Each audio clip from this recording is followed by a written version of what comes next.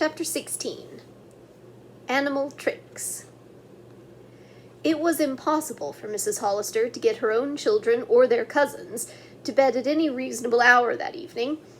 All of them except Sue talked at once and watched the clock.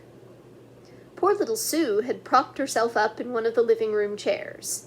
She kept nodding sleepily, but would not give in to it. Every so often she would rouse and ask, "Is it 9 o'clock yet?" Someone would answer, "No, we'll tell you." In the meantime, Pete and Pam had told of their afternoon's adventures and had phoned Officer Cal.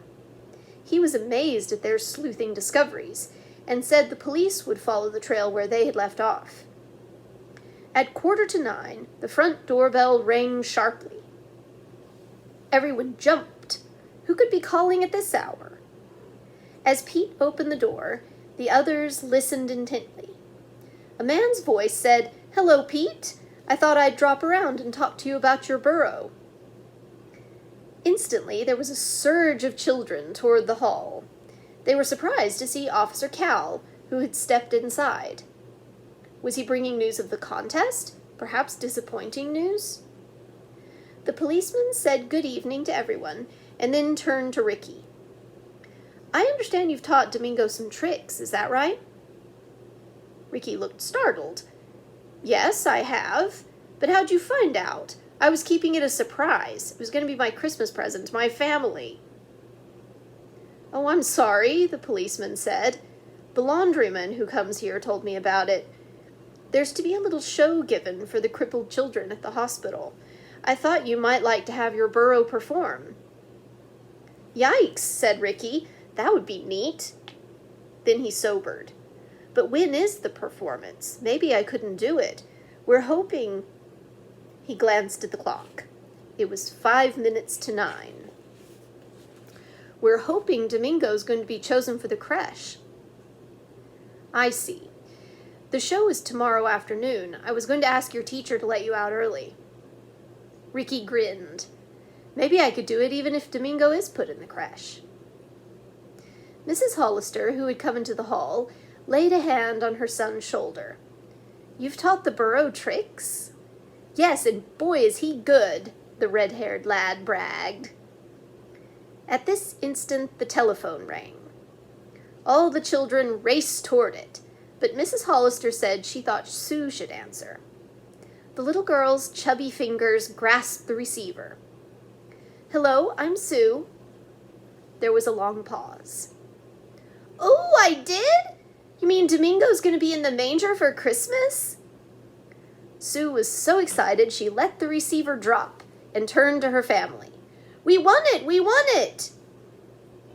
At once there was a great commotion, and Mrs. Hollister had to pick up the phone to get the rest of the story. Mrs. Morris asked her if the children would bring Domingo and his warm blanket down to the creche at 5 o'clock the following afternoon. "We'll take very good care of him," she promised. "He'll be there," Mrs. Hollister assured her, "and thank you very much. We're proud to have our little animal as part of the Christmas manger." Meanwhile, the children were clapping their hands and hugging one another. When they quieted down, Ricky told Officer Cal that he would put on the show for the crippled children before taking Domingo to the creche. "That's fine," the officer said, opening the door to leave. "I'll call up your principal in the morning." The following morning, Ricky's brother and sisters insisted upon seeing Domingo's tricks. "All right," the boy said. He took a bottle of soda pop from the refrigerator and led the way to the garage. Domingo brayed good morning, and Ricky said, "Good morning, old boy. How about some tricks?" At once the burro put out his right forefoot to shake hands. Ricky shook it hard, then commanded, "Up, little donkey!" The burro stood on his hind legs and followed Ricky around the garage. The other children laughed and clapped. "Now we're going to play school, Domingo," said Ricky. Turning to his audience, he announced, "Ladies and gentlemen, this burro is very good in arithmetic. Domingo, do 2 and 2 make 5? The little animal shook his head vigorously from side to side. "What is the right answer? 4?" Ricky asked. This time Domingo nodded, and the children screamed with glee. The final trick, Ricky said, would prove how extra smart their burro was. "Watch," he told them, and held the soda pop toward Domingo. With a loud bray, the donkey took it in his teeth, holding the base of the bottle between his front hoofs. Then, with one quick jerk, he threw his head back, and the bottle cap popped off. "Oh, he's wonderful!" Sue shouted. Before a single drop spilled, Domingo lifted the bottle to his mouth and gulped down the soda. "That was great," Pete praised his brother, and Pam added, "The crippled children will love your show." "It's the best Christmas present you could have given us, Ricky," Holly declared. Late in the afternoon, the Hollister children met at the town green. Ricky said that the show for the crippled children had gone off very well. "That must have made them very happy," said Pam. In the manger stood a small brown and white calf and a woolly lamb. "Aren't they cute?" said Sue, as Ricky led the burro inside. "I think Domingo's going to like them." Mrs. Morris said she was sure all the animals would be friends. As the children stood watching, a cheery voice said, "Hello, everybody." They turned to greet Indy. "This is a very fine exhibit," the Indian said, "and I'm so glad Domingo won the donkey contest. By the way, I have a surprise for you. Domingo is going to get a Christmas gift." "You mean from Santa Claus?" Sue asked. The Indian shook his head. "From me." "Oh, what is it?" Pam asked excitedly. "That's a big secret," Indy said, winking. "Oh, please tell us," Holly teased. But the Indian shook his head no. They would have to wait until Christmas Eve, and so would Domingo. Then he said goodbye and hurried off. The Hollisters said goodnight to their burro and left also. When they reached home, the children found Uncle Russ busy drawing one of his cartoon strips. It was a story of a monkey who lived in a palm tree and liked to drop coconuts on the heads of passers-by. But one day a boy climbed up and put honey all over the coconuts. "And when Mr. Monk picked one," Ricky laughed, "he sure got into a mess." "So he was never bad again," Sue piped. "I'm glad the boy put honey on the coconuts."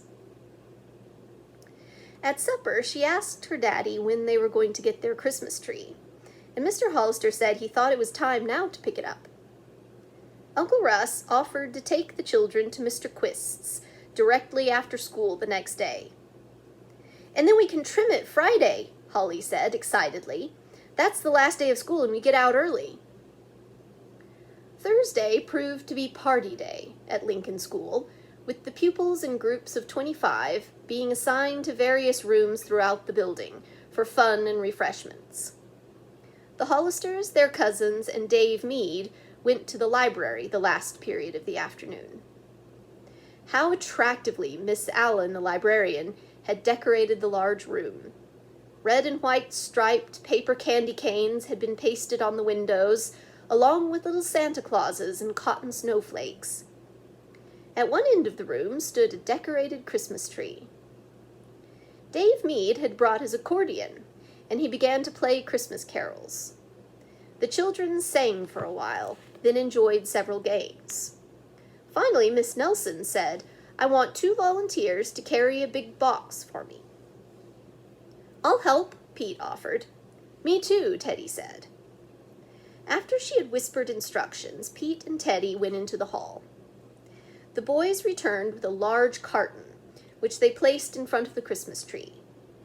"Popcorn balls!" the pupils shouted.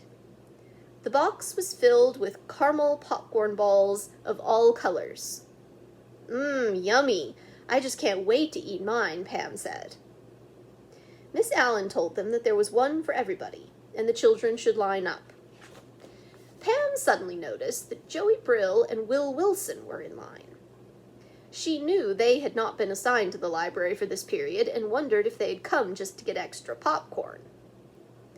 By this time, a group of girls had linked hands and were dancing around the Christmas tree, among them Jean. When Joey and Will received their popcorn, they went to stand in a corner not far from the tree. I wonder what they're up to, Pam thought, noticing their whispering and giggling.